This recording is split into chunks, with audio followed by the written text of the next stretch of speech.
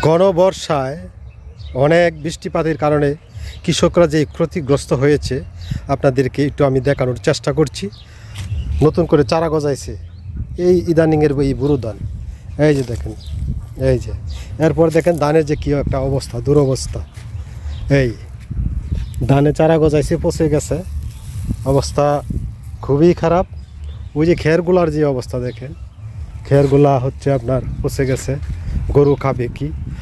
তো আমরা বহির্বিশ্বের যে উন্নত রাষ্ট্রগুলির মধ্যে কিন্তু আমরা দেখেছি যে ধান ওই শুকানোর জন্য মেশিন, কাটার জন্য মেশিন, নানান রকমের আয়োজন, অত্যাধুনিক আয়োজন কিন্তু আছে। আমাদের দেশেও এগুলি ঢুকছে খুব কম, কিন্তু ছোট্ট পরিসরে যারা গৃহস্থ তাদের জন্য তো এটা সমস্যা, মেশিন কেনা সমস্যা। অল্প ধানের জন্য একটা মেশিন ভাড়া করে আনাটাও কিন্তু সমস্যা। এই জন্য এইগুলি কৃষিকাজে ব্যাপকভাবে যদি সরকার যদি হস্তক্ষেপ করতো, অর্থাৎ একসাথে 100 বিঘা 200 বিঘা এরকম জমি যদি চাষবাস করার যদি একটা প্রক্রিয়া চালু করতো, উন্নত বিশ্বে যেভাবে আমরা দেখি যে বড় বড় এরিয়া কইরা তারা গৃহস্থালী কাজ করছে, তাহলে হয়তো কৃষক মানুষ স্বস্তির পেত। এটাও বড় কথা না, স্বস্তিরতাই বড় কথা না, দেশের উন্নতি, দেশের ক্ষতির তো কমপক্ষে হইতো না।